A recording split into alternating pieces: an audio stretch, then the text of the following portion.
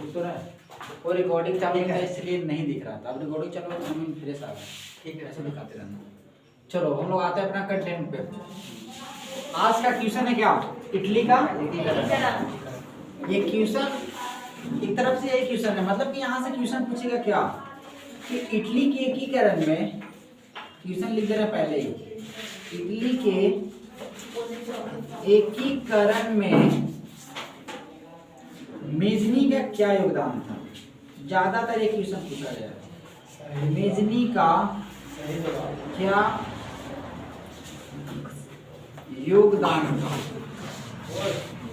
या योगदान है?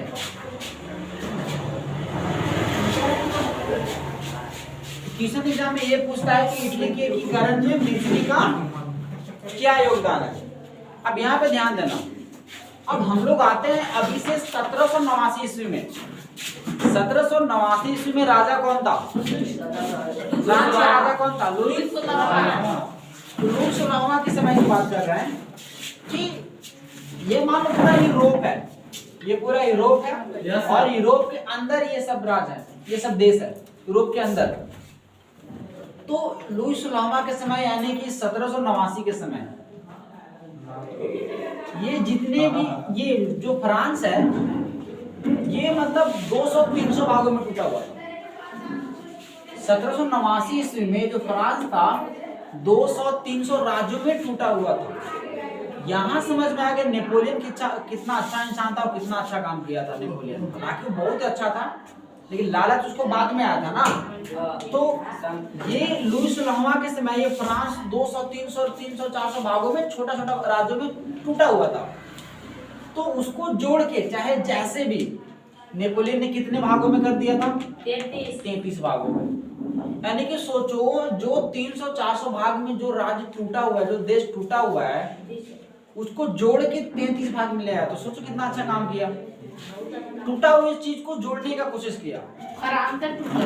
हाँ, फ्रांस भी हम बात करें 1789 ईस्वी के समय फ्रांस का फ्रांस नाम नहीं था, ये इतने छोटे छोटे भाग में टूटा होता है कि सबका अपना अपना नाम था। लेकिन नेपोलियन ने क्या किया, बहुत अच्छा काम किया, सारे को जोड़ा, चाहे मार के पीट के जैसे भी धमकिया के जोड़ा और कितने भागों में ले आया? 33 भागों में। और उसी प्रकार जर्मनी भी वैसे ही सेम कंडीशन था, 300, 350, 400 भागों में टूटा हुआ था। तो नेपोलियन इसको जोड़ जाड़ के कितने भागों में ले आया? 39 भागों में। तो कितना अच्छा काम किया होगा। हाँ, जर्मनी भी बहुत भागों में टूटा हुआ था, उसको जोड़ के 39 भागों में नेपोलियन ने किया था। अब इसी प्रकार देखना इधर आ जाओ, इटली। तो इटली कितने भागों में टूटा हुआ था? याद करो, 300 भागों में, छोटे छोटे भागों में, छोटे छोटे राज्यों में उसको तोड़ दिया गया था। तो यहां से नेपोलियन ने क्या किया था कि इटली को 300 जो भाग में टूटा हुआ था इसको 3 गणराज्य में बना दिया। 3 गणराज्य में, 3 गणराज्य, यानी कि इसको जोड़ जाड़ के कितने भागों में ले आया? 3 गणराज्य में। और पहला का नाम था सिसवाइन, दूसरा का लिगुलियन और तीसरा का ट्रांसपेडेन। सोचो इटली 300 भागों में टूटा हुआ था, नेपोलियन ने क्या किया, 300 भागों को जोड़ के कितने भागों में कर दिया? 3 भागों में, यानी कि 3 गणराज्य में बना दिया। और तीनों का क्या नाम था? सिसवाइन, लिगुलियन और ट्रांसपेडेन। तो पहले तो ये समझो कि ये देखो, ये पूरा जो नक्शा दिख रहा है, पूरा नहीं छोटा सा नक्शा है, ये यूरोप के अंदर का नक्शा है। बाकी ये मान लो पूरा बोर्ड यूरोप है, तो इसके अंदर छोटा छोटा राज्य, छोटा छोटा देश है। तो ये फ्रांस को 33 भागों में ले आया, जर्मनी को 39 भागों में बांट दिया और इटली को कितने भागों में बांट दिया? 3 गणराज्य में, तो सिसवाइन, लिगुलियन और ट्रांसपेडेन। अब यहाँ पे ध्यान देना कि इसके बगल में, यानी कि जर्मनी और इटली के बगल में कौन है? बीच में कौन है? ऑस्ट्रिया। ऑस्ट्रिया के तो भैया कोई नाम वैसे भी भूलेगा नहीं, क्योंकि यहाँ के राजा कौन है? खतरनाक वाला मेटरनिक है। अब क्वेश्चन हम लोग का ये शुरू होता है कि इटली के एकीकरण है, इसका मतलब कि इटली जो ये 300 भागों में टूटा हुआ है उसको कैसे एक लाना है, एक करना है। अभी तक तो 3 हुआ है नेपोलियन के समय, लेकिन हम तो नेपोलियन पढ़ के निकल भी चुके, पता चला अब ये 3 की 3 ही है, अभी तो 1 हुआ नहीं है। तो वही क्वेश्चन है इटली के एकीकरण। अब इटली के बगल में इटली का एक छोटा सा भाग है, कौन सा? सार्डिनिया पिडमाउंट, सार्डिनिया पिडमाउंट, जो कि एक छोटा सा ये देश है, छोटा सा है, ये इटली का ही छोटा सा भाग है। तो अब यहाँ पे हम लोग देखते हैं कि नेपोलियन ने तो क्या किया, इसको छोटा छोटा भागों में बांट दिया, 3 गणराज्य में बदल दिया। लेकिन जब नेपोलियन मरा तो एक वियना सम्मेलन हुआ था, याद आ रहा है? अब वियना सम्मेलन क्यों हुआ था? भैया जितना भी नेपोलियन अच्छा काम किया है सबको बर्बाद करो। अब करवाने वाला कौन था? अब मेटरनी कहाँ का था? ऑस्ट्रिया का चांसलर यानी कि राजा। तो 300 तो भागों में फिर से नहीं तोड़ा मेटरनिक, लेकिन सबसे 13 भाग में जरूर तोड़ दिया। 3 से कितना बना दिया? 13 भाग कर दिया, यानी कि ज्यादा नहीं तोड़ा लेकिन 13 भाग में बदल दिया। अब इसी 13 को अब जोड़ने के 1 करना है। तो जो कि अब हम लोग शुरू करते हैं मेजनी। फ्रांस तो टूटा था 300 में। हाँ, फ्रांस जर्मनी सब टूटा हुआ था, किसी का कुछ नाम नहीं था, ना इटली का नाम था कुछ, मतलब 300 350 200 250 वैसे भागों में सब छोटा छोटा टुकड़ों में बटा हुआ था। नेपोलियन खाली फ्रांस के ना था, फिर कैसे छोड़ दिया? नेपोलियन क्या किया था, उसको थोड़ा सा लालच आ गया था कि इसके अगल बगल जो भी राज था उसको भी अपने में जोड़ने का काम करना शुरू कर दिया। तबे ना ये नेपोलियन चढ़ाई कर दिया था ग्रेट ब्रिटेन रूस पे लालच के चक्कर में, और रूस से बढ़िया था क्योंकि हार गया था, बंदी बना लिया गया था। याद आ रहा है? छोटा दिख रहा है। रूस से कहां बना है? ग्रेट ब्रिटेन का ये ग्रेट ब्रिटेन ये रूसी है, जो कि देखने में छोटा है फ्रांस से, लेकिन है बहुत कितना छोटा है ऑस्ट्रिया। सबको पसंद करके रखा है कि नहीं? पसंद करके रखा है ना? तो बात है, एक बात बताओ, अगर सीधे तरीका से इटली का एकीकरण होता सिंपल तरीका से, तो सोच रहा ये ऑस्ट्रिया ये मेटरनिक में होने नहीं देता था। अगर होने देता तो इतना युद्ध क्यों होता? डायरेक्टली समझौता करके मेजनी क्या करता, इटली को एक कर देता। लेकिन ये देखो, इटली यहाँ है, जर्मनी यहाँ है, जर्मनी भी टूटा हुआ था। अब मेटरनी के दिमाग में क्या चल रहा होगा कि भैया अगर गलती से जर्मनी एक हो गया और इधर इटली एक हो गया तो हम तो बीच में हैं, दोनों तो हमसे बढ़िया हो जाएगा, तो हमको कभी भी दबा सकता है। ये पहले टूटा हुआ था, इटली भी टूटा हुआ था, जर्मनी भी टूटा हुआ था। ये पहले की बात कर रहे हैं, 1789 ईस्वी की बात कर रहे हैं। क्या बोले? 1789 ईस्वी की बात करें कि सभी देश क्या होता, छोटा छोटा भागों में बटा हुआ था, जिसको जोड़ जाड़ के नेपोलियन ने कुछ कम किया था कुछ हद तक। तो मेजनी हालांकि अगर सिंपल तरीका से अगर इटली का एकीकरण हो जाता, लेकिन ये ऑस्ट्रिया होने नहीं देता था, यानी कि मेटरनिक होने नहीं देता था। इसका सिंपल एक ही डर था कि इधर इटली, इधर है जर्मनी, ठीक है, इधर है फ्रांस। चलो फ्रांस तो दूर है, लेकिन ऑस्ट्रिया किसके बीच में है? जर्मनी और इटली के बीच में है। अगर ये टूटा हुआ है तो टूटा मतलब कि कमजोर है। इटली को तो ऑस्ट्रिया को तो वैसे भी कोई नहीं हरा सकता, ये ऑलरेडी बदमाश है, ऑलरेडी थोड़ा मजबूत है। तो ये समझौता कभी होने ही नहीं देता था। जैसी भनक लगता था कि एक जोड़ने का काम हो रहा है, उस पर अटैक कर देता था, हमला करवा देता था। तो यहाँ पे क्या हुआ कि एक अब प्लान बना। प्लान क्या बना? भैया एक गुप्त संगठन बनाया जाए। अगर किसी को भनक नहीं लगवाना है किसी काम को, इसका एक ही उपाय है, गुप्त संगठन बनाओ, सिंपल। तो मेजनी ने क्या किया? मेजनी ने 1810 ईस्वी में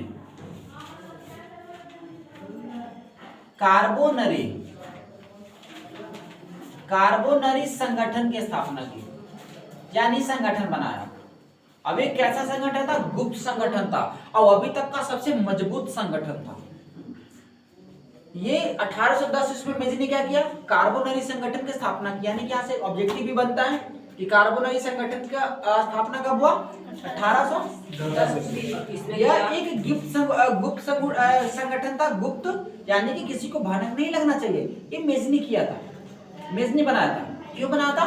भाई ऑस्ट्रिया को हराना है, ऑस्ट्रिया को दबाना है, क्योंकि अगर इटली को एकीकरण करना है तो पहले तो इसको अपना कब्जा में करना होगा। ये नहीं होने देता है, किसी को ये काम बिगाड़ देता है। कोई भी छोटा सा राज्य यूरोप को गर्दा बचा कर रख देता था। तो कितना पावरफुल होगा, छोटा सा देश, एक छोटा सा एक राजा मेटरनिख और पूरा यूरोप को डरा के रखता था, तो कितना पावरफुल होगा।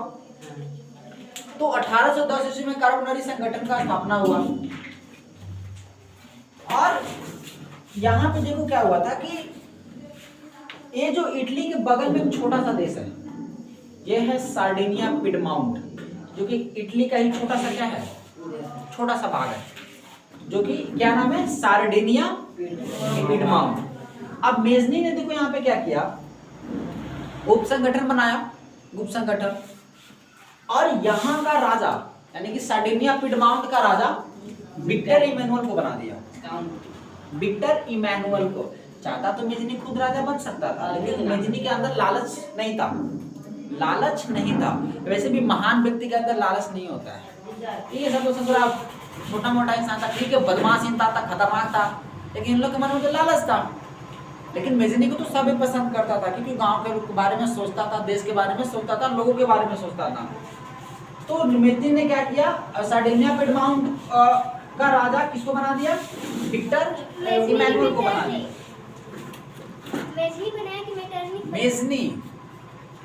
मेजनी ने सार्डिनिया पिडमाउंट का राजा विक्टर इमैनुअल को राजा बना दिया। विक्टर इमैनुअल एक आदमी का नाम है। अब विक्टर इमैनुअल ने क्या किया, देखो वो तो राजा है, तो राजा में अपना राज्य में प्रधानमंत्री को रखेगा ना, तो पहले वित्त मंत्री यानी कि सार्डिनिया पिडमाउंट का जब ये राजा बना विक्टर इमैनुअल, तो वित्त मंत्री किसको बना दिया, काउंट काबूल का। किसको बना दिया, अबे बहुत ही फैंटास्टिक आदमी था ये भी, खतरनाक। खतरनाक का मतलब कि दुश्मन पे बड़ी हमला करता था, ये बहुत लोगों के बारे में सोचता भी था। अब 1 साल के अंदर, 1 से 2 साल के अंदर काउंट काबूल ने लोगों के लिए इतना अच्छा काम किया, इतना अच्छा काम किया सार्डिनिया पिडमाउंट में, कि विक्टर इमैनुअल को पसंद आ गया।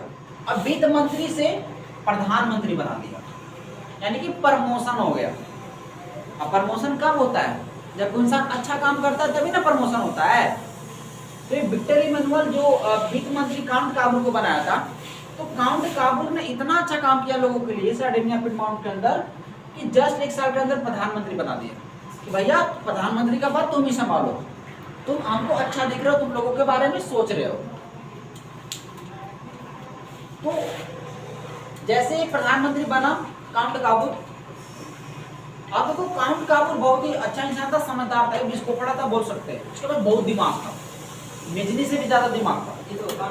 हाँ, काउंट काबूल को मेजनी से भी ज्यादा दिमाग था। अब इसी के बीच देखो क्या होता है। हाँ, यहाँ से क्वेश्चन और पूछता है कि ये समझ में आ गया ना कि कार्बोनरी संगठन का गठन कब हुआ था, 1800।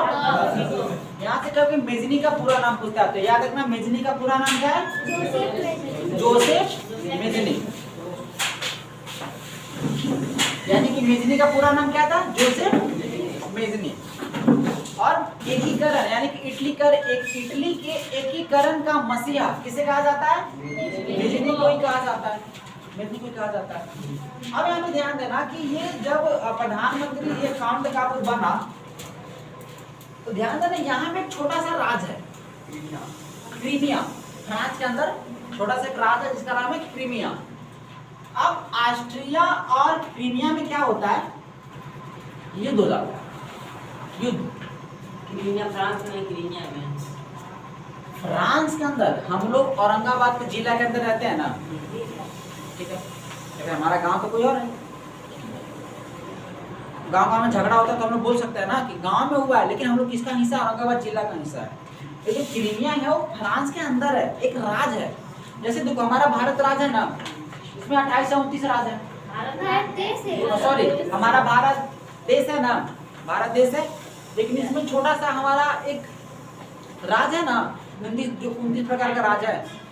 तो वही फ्रांस के अंदर एक छोटा सा राज था, क्या नाम था उसका, क्रीमिया। अब ऑस्ट्रिया क्रीमिया में युद्ध हो जाता है। अब काउंट काबूल के पास बहुत ही अच्छा मौका था कुछ करने का, अब लोगों को कुछ करके दिखाने का कि भाई हम तुम्हारे लिए कुछ कर सकते हैं।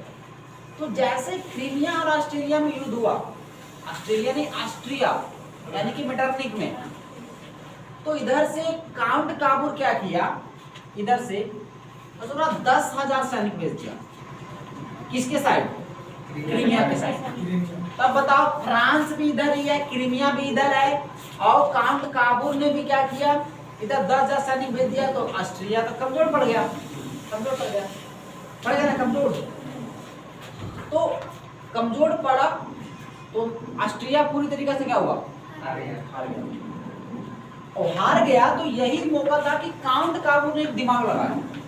हालांकि ये ऑस्ट्रिया छोटे मतलब अगल बगल के देश को परेशान करके रखा था, लेकिन एक काउंट काबूर इतना दिमाग लगाया, इतना ये चालाक था कि ये समस्या जो कि देश देश का समस्या है, ये पूरे यूरोप का समस्या बना दिया। यानी कि इसका कहना था कि भाई जो ऑस्ट्रिया है वो सिर्फ फ्रांस और इटली यही सब जर्मनी के लिए खतरनाक नहीं है, ये पूरे यूरोप के लिए खतरनाक है। यानी कि जो इंसान 10 राज्यों के लिए खराब है, अब वही इंसान 50 राज्यों के लिए खराब हो गया। तो 50 राज्यों का लोग अब भड़केगा ना उस पे। देख काउंट काबूर कितना दिमाग लगाया कि पहले तो कुछ लोग से कहा उसका समस्या, ऑस्ट्रिया से थोड़ा मोड़ा लोग से समस्या था, लेकिन अब ये काउंट काबूर क्या किया, पूरे यूरोप का समस्या बना दिया। भाई जब तक ऑस्ट्रिया रहेगा तब तक किसी को कुछ नहीं करने देगा। तो 10,000 सैनिक भेजा, ये भैया हार के भाग गया, कमजोर हो गया। मारा नहीं भाई, मेटरनिक मारा नहीं है, हार गया तो कमजोर पड़ गया, जाहिर सी बात है, हारेगा तो कमजोर आ गया। अब यहीं पे देखो क्या होता है कि उसी के समय एंट्री होता है गैरिबाल्डी का। अभी तक मेजनी अच्छा काम किया इटली के लिए या यूरोप के लिए, और काउंट काबूर। तीसरा इंसान आता है गैरिबाल्डी को पता क्या बोला जाता है, इटली की एकीकरण का तलवार। जरा पूछा हुआ एग्जाम में कि इटली के एकीकरण का तलवार किसे कहते हैं, तो गैरिबाल्डी को। ये कहता था भैया हम वेट नहीं करेंगे, जे काम करना जल्दी करो, मारो फाड़ो काटो आजाद करो, इसका यही नारा था। मेजनी कहता था कि अगर किसी देश को किसी से मान लो कोई अधिकार किया, उसे छुड़वाना है, तो यंग आदमी के हाथ में दे दो सत्ता, जवान आदमी के, जवान का खून मारा जो सीला होता है, इसे डरता नहीं है। ये मेजनी का कहना था कि अगर अपने देश को अगर मान लो गुलाम छुटकारा पाना है किसी भी देश को, तो वहाँ का जो सत्ता है, यानी कि जो मालिक जवान को बना दो, जवान इंसान को। और जवान इंसान के अंदर खून कैसा रहता है पता ही होगा, किसी से भी भिड़ने के लिए तैयार रहता है। लेकिन काउंट काबूर चालाक था, तो कहता नहीं कि हम लोग सामाजिक तरीके से लड़ेंगे, ऐसे जोश टाइप से नहीं, लगे दिमाग से लगे विस्फोटना था ये कि इसीलिए तो ये पूरे इसका समस्या पूरे यूरोप का समस्या बना के रख दिया। तो जब तक ये ऑस्ट्रिया रहेगा तब तक यूरोप को परेशान करके ही रखेगा। तो गैरिबाल्डी ने देखो क्या किया कि गैरिबाल्डी को इटली के एकीकरण का तलवार कहा जाता है। अब गैरिबाल्डी ने क्या किया कि लाल कुर्ती का गठन किया। लाल कुर्ती क्या होता है, लाल कुर्ती के अंदर कितने सैनिक थे, और वो भी सब ट्रेंड से स्पेशल फोर्स, जिसको अलग से ट्रेंड किया गया था युद्ध के लिए, जो कि सब खतरनाक सैनिक, नॉर्मल सैनिक नहीं। लाल कुर्ती का गठन किया मतलब कि एक अलग से सैनिक 10,000 तैयार किया, वो भी कैसा सैनिक, ट्रेंड, बहुत ही मजबूत सैनिक एकदम, कि किसी भी युद्ध में जाएगा किसी को मार के फाड़ के आ जाएगा। तो लाल कुर्ती का गठन किया किसने, गैरिबाल्डी ने। क्वेश्चन पूछता है कि लाल कुर्ती का गठन किसने किया, गैरिबाल्डी ने। लाल कुर्ती का मतलब क्या होता है, जिसमें कितने सैनिक थे, 10,000 सैनिक। और जैसे 10,000 सैनिक तैयार हो गए, गैरिबाल्डी अटैक कर दिया किस पे, ऑस्ट्रिया पे। याद रखना 10,000 सैनिक नॉर्मल सैनिक नहीं थे, सब ट्रेंड थे, स्पेशल फोर्स बोल सकते हैं, स्पेशल सैनिक। दम तक ऑस्ट्रिया को क्या किया, मतलब मारा, जैसे बोल सकते हैं मारा हराया, जैसे भी पूरी तरीके से हरा दिया मतलब। तो ऑस्ट्रिया का 2 राज्य था छोटा छोटा, कौन सा, सिसिली और नेपल्स, जो कि अच्छा पावरफुल होगा। तो गैरिबाल्डी ने क्या किया, सिसिली और नेपल्स को सार्डिनिया पिडमाउंट के अंदर मिला दिया, सार्डिनिया पिडमाउंट में मिला दिया, पिडमाउंट। यानी कि ये जो सिसिली और नेपल, ऑस्ट्रिया का एक छोटा सा जो राज है सिसिली और नेपल्स, इसको गैरिबाल्डी ने किस में मिला दिया? सार्डिनिया पिडमाउंट में। और बोला कि भैया आओ सारा सत्ता, सारा राज सिंहासन भैया विक्टर इमैनुअल को दे दिया। चाहता तो मेजनी खुद शासन कर सकता था, कौन लोग उसको चाहता भी था, लोग कुछ बोलता भी नहीं, लेकिन लालच नहीं था। गैरिबाल्डी सब कुछ करके सारा सत्ता किसके हाथ में दे दिया? भैया विक्टर इमैनुअल को। और चला गया अपना गांव एक किसान का जिंदगी जीने। सोचो कितना नॉर्मल इंसान था, लोगों के लिए कर रहा था, चाहता तो ऐसा होता कि मर भी सकता था। युद्ध में कौन मरता है क्या गारंटी? लेकिन क्या किया, जीतने के बाद भी सत्ता विक्टर इमैनुअल को सौंप दिया, बोला कि आप संभालो, हम चलते हैं एक किसान का जिंदगी जीने में। तो इस तरीका से इटली का एकीकरण हुआ। अब कोई नहीं सताने वाला है, अब इटली को क्या किया गया? एक देश बना दिया। तो समझ में आया इटली का एकीकरण कैसे हुआ। अब फाइनली जाके 1862 ईस्वी में काउंट काबूल का क्या होता है? 1862 ईस्वी में काउंट काबूल का हत्या हो जाता, मतलब मृत्यु हो जाता है। हत्या नहीं, हत्या का मतलब था किसी ने मार दिया, मृत्यु का मतलब मर गया किसी भी रीजन से। तो 1862 ईस्वी में काउंट काबूल की मृत्यु हो गई। तो इस तरीका से इटली का एकीकरण हुआ। तो यहाँ से दिमाग लगाओ कि इटली के एकीकरण में तीन आदमी का योगदान बहुत ज्यादा रहा। पहला मेजनी, दूसरा काउंट काबूल और तीसरा गैरिबाल्डी। ये तीन को मिलके पूरा दम इटली का नक्शा बदल दिया, मतलब इटली को पूरा एक कर दिया। जितने इटली छोटे छोटे भागों में टूटा हुआ था इसको जोड़ के एक कर दिया। अब क्वेश्चन भी यही बनता है, क्वेश्चन बहुत ही अच्छा क्वेश्चन बनता है कि इटली के एकीकरण में मेजनी का क्या योगदान था। हालांकि मेन मेजनी ने शुरुआत किया था 1810 में, ये क्या बोलते हैं कार्बोनरी संगठन का स्थापना किया। उसके बाद क्या था 1830 था, देखो तो 1830 में नागरिक आंदोलन ना, देख लेना थोड़ा 1830 ईस्वी में नागरिक आंदोलन का स्थापना किया। उसके बाद 1831 में यंग इटली का स्थापना किया। उसके बाद 1834 ईस्वी में यंग यूरोप का स्थापना किया। अबे लगा कि अब लोग मेरे साथ में है, तो भैया आगे का प्लान शुरू कर दिया। अब इटली को एक करने का प्लान शुरू कर दिया। फाइनली लास्ट में इटली को एक करके मानता है। तो समझ में आया इटली का एकीकरण कैसे हुआ? किसी को डाउट तो नहीं होना चाहिए। गैरिबाल्डी जब जीता था तो सब शासन विक्टर को कर दे दिया, क्योंकि ये नॉर्मल इंसान था, लालची नहीं था, चाहता तो खुद राजा बन सकता था, लेकिन बोला कि नहीं, पहले से ही ये सार्डिनिया पिडमाउंट का राजा कौन था? Victor Emmanuel. अब ये इटली में मेटरनी का तो बोलबाला नहीं रहा, क्योंकि मेटरनी तो हार गया, कमजोर पड़ गया। तो अब इटली का जो मेन जो पावरफुल राज था वो था सिसिली और नेपल्स, और दोनों को खींच के सार्डिनिया पिडमाउंट के अंदर मिला दिया।